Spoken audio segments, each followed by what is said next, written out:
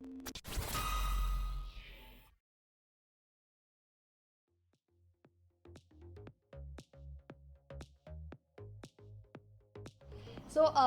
आपको एम्बेसी को एक मेल लिखना है, तो आपको कुछ बेसिक चीज़ें हैं जो दिमाग में रखनी बहुत ज़रूरी है। उसमें से सबसे पहला ये है कि आपको एक बहुत ही प्रोफेशनल मेल लिखना है। प्रोफेशनल मेल से मेरा मतलब है जो लैंग्वेज आप यूज़ कर रहे हैं, क्योंकि आपको इंग्लिश यूज़ करनी है, बीइंग अ ग्लोबल लैंग्वेज आपको इंग्लिश में ही वो मेल लिखना पड़ेगा।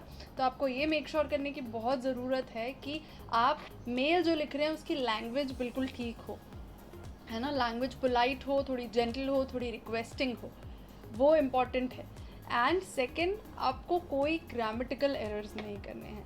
अगर आपको लग रहा है कि आपकी अंग्रेज़ी थोड़ी कमज़ोर है, आपके लिए उस टाइप का मेल लिखना मुश्किल है, तो आप किसी और की हेल्प ले सकते हैं जो आपके लिए मेल लिखते हैं। नेक्स्ट इम्पॉर्टेंट पॉइंट है कि आपको जो सब्जेक्ट लाइन लिखनी है अपने मेल की, वो थोड़ी कैची और स्ट्रेट अप लिखनी है, यानी एकदम स्ट्रेट फॉरवर्ड सटीक आपको एक सब्जेक्ट लाइन लिखनी है। जब आप सब्जेक्ट लाइन लिख रहे हैं तो आपको उस एक सेंटेंस में ही क्लैरिटी देनी है कि आपने ये मेल उनको किस कंटेक्स्ट में लिखा है, किस लिए लिखा है, राइट। क्योंकि उनके पास ऐसे हज़ारों मेल्स आते हैं और इसके अलावा बहुत हज़ारों मेल्स आते हैं, राइट। वो इंडियन एम्बेसी है, सो उनके टाइम की कद्र करना हमारे लिए बहुत ज़रूरी है। हमें ये चीज़ ध्यान में रखनी है कि हम एक सटीक आइडिया उनको दे दें अपनी सब्जेक्ट लाइन के थ्रू। आपने एक अच्छा एक कैची सब्जेक्ट लाइन लिख लिया। उसके बाद आते हैं मेल की बॉडी पे। मेल की बॉडी में सबसे पहले आपको ग्रीटिंग्स लिखना है, hello sir, respected sir, ma'am, whatever it is. उसके बाद you have to introduce yourself. आप अपने आप को इंट्रोड्यूस कीजिए, अपनी कंपनी को इंट्रोड्यूस कीजिए। आप कब से इस बिज़नेस में हैं, आपकी कंपनी कब शुरू हुई थी, आपने क्या क्या प्रोडक्ट्स में आप डील करते हैं, अभी तक आपने कितना क्या काम किया है, ब्रीफली डिस्क्राइब करना है 1 से 2 लाइन्स में। इसके बाद इम्पॉर्टेंट है कि आप अपने प्रोडक्ट को डिस्क्राइब करें। आप कौन से प्रोडक्ट्स में डील करते हैं, आप प्रोडक्ट के किस फॉर्म में डील करते हैं। फॉर एन इंस्टेंस, अगर आप राइस एंड पल्सेस में डील करते हैं तो कौन सी क्वालिटी के राइस एंड पल्सेस आप एक्सपोर्ट करते हैं, कौन सी वैरायटी के एक्सपोर्ट करते हैं। अगर आप फ्रूट्स एंड वेजिटेबल्स में करते हैं तो क्या आप डिहाइड्रेटेड फ्रूट्स एंड वेजिटेबल्स करते हैं, फ्रेश करते हैं। अकॉर्डिंगली जो भी है आपका बिजनेस का टाइप, प्रोडक्ट का टाइप, वो एक बार डिस्क्राइब करना ज़रूरी है। साथ ही प्रोडक्ट का HSN कोड मेंशन करना बहुत ज़रूरी है, और प्रोडक्ट का करेक्ट HSN कोड मेंशन करना बहुत ही ज़रूरी है। HSN कोड में बहुत सारे बार कन्फ्यूजन्स होते हैं। प्लीज़ मेक श्योर जब भी आप HSN कोड लिख रहे हैं आप करेक्ट HSN कोड ही लिखें। गूगल पे जा कर के ठीक तरीके से सर्च कीजिए और HSN कोड को अपने मेल में मेंशन कीजिए। प्रोडक्ट को डिस्क्राइब करने के बाद, HSN कोड मेंशन करने के बाद इम्पॉर्टेंट है कि आप अपने बिजनेस की डिटेल्स प्रोवाइड करें। वो कैसे करेंगे आपने अपने बारे में ब्रीफ इंट्रोडक्शन तो लिख दिया, लेकिन कैसे सामने वाला आपके ऊपर ट्रस्ट करेगा कि आप एक जेन्युइन एक्सपोर्टर हैं। कैसे वो ट्रस्ट करेंगे कि आपको डेटा दिया जा सकता है एंड आप उसका कोई मिसयूज़ नहीं करेंगे। उसके लिए आप अपने कंपनी की रजिस्ट्रेशन की डॉक्यूमेंट्स अटैच कर सकते हैं। अपना GST रजिस्ट्रेशन जो है वो अटैच कर सकते हैं, कंपनी का रजिस्ट्रेशन अटैच कर सकते हैं, अपना IEC कोड अटैच कर सकते हैं। उससे ट्रस्ट बिल्ड हो जाएगा और आपके मेल पर रिवर्ट आने का, आपको डेटा मिलने का जो चांस है वो सीधे डबल हो जाएगा।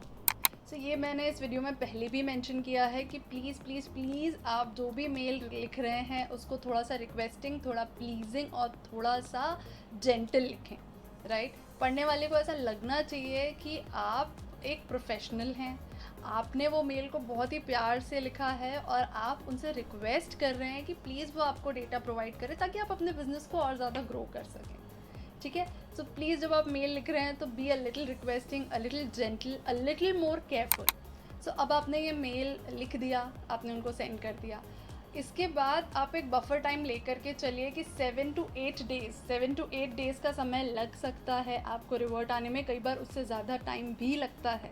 सी it's Indian embassy department and they are going to take a little time. ज़रूरी नहीं है कि आपका मेल उनके पास गया और तुरंत उन्होंने आपको रिप्लाई कर दिया और तुरंत आपको डेटा दे दिया। उनके पास सारा डेटा अवेलेबल रहता है बिफोर हैंड, लेकिन हो सकता है कि आपको आपके मेल का रिवर्ट मिलने में समय लग जाए।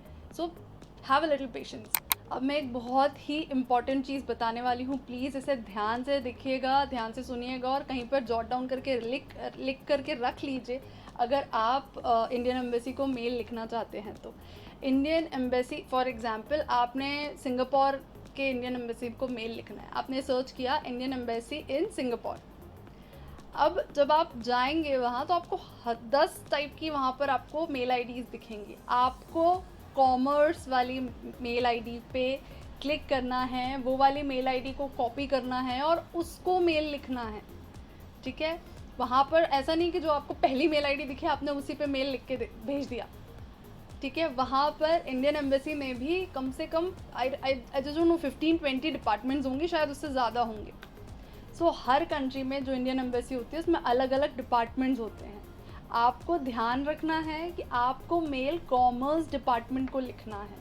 दे are the ones who are responsible for giving you the export data. उनके पास डेटा पूरा रहता है, हमेशा रहता है, जो भी ट्रेड हुआ है इंडिया और उस पर्टिकुलर कंट्री के बीच में।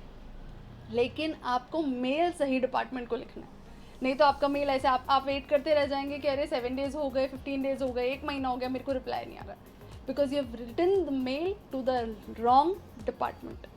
ओके, प्लीज़ ये चीज़ ध्यान रखिएगा। कॉमर्स डिपार्टमेंट को मेल लिखना है आपको, इंडियन एम्बेसी के कॉमर्स डिपार्टमेंट को मेल लिखना है, एंड उसके बाद थोड़ा सा पेशेंटली वेट करना है। सो एक और बहुत इम्पॉर्टेंट चीज़ है जो मैं यहाँ पे मेंशन करना चाहती हूँ।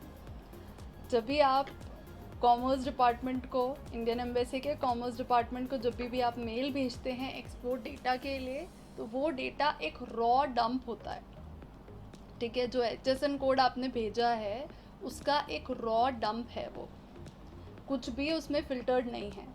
आपको वो डेटा मिल गया है, उसके बाद आपको मेहनत करनी पड़ेगी उस डेटा को फ़िल्टर करने की, ठीक है। और आपको उसमें से अपने लिए पोटेंशियल क्लाइंट्स ढूंढने हैं। उसमें आपको मेल आईडी, फ़ोन नंबर्स, कई बार उनके एड्रेसेस भी मेंशन होते हैं along with their names and their company names. अगर उनका कोई ब्रांड है तो वो भी, अगर वेबसाइट है उनकी तो वो भी, वो सारा कुछ मेंशन होता है। लेकिन अगेन वो रॉ डंप होता है, आपको वो फ़िल्टर करके उसमें से अपने लिए पोटेंशियल बायर्स ढूंढने पड़ेंगे। सो आई होप कि आप लोगों को इस वीडियो से ज़रूर कुछ नया सीखने के लिए मिला होगा। एंड जो भी कोई नए और एस्पायरिंग एक्सपोर्टर्स हैं हमारे देश में, या जिन लोगों तक भी ये मेरा वीडियो पहुंचा है, आई होप आपको मदद मिलेगी और इंडियन एम्बेसी से आपको ज़रूर डेटा मिल पाएगा मेरे ये सारे टिप्स फॉलो करके। अगर आपको ये वीडियो अच्छा लगा है तो प्लीज़ इसे लाइक और शेयर ज़रूर कीजिएगा। नीचे कमेंट सेक्शन में भी लिख करके हमें बताइए कि आगे हम और कौन से टॉपिक्स कवर करें और कौन से टॉपिक्स पे हम वीडियो बनाएं, और आप आगे और कौन से टॉपिक्स के बारे में और ज़्यादा इन्फॉर्मेशन चाहते हैं। इसके अलावा इस चैनल को ज़रूर सब्सक्राइब कीजिए। आप हमारे कोई वीडियोस मिस ना कर पाएँ उसके लिए बेल आइकन ज़रूर दबा दीजिए। हम टाइम टू टाइम कुछ ना कुछ नया कंटेंट, नया वीडियो लेकर आते रहेंगे आप लोगों के लिए। आई होप आप लोग ज़रूर लाइफ में एक सक्सेसफुल एक्सपोर्टर बन पाएँ। All the best to you guys.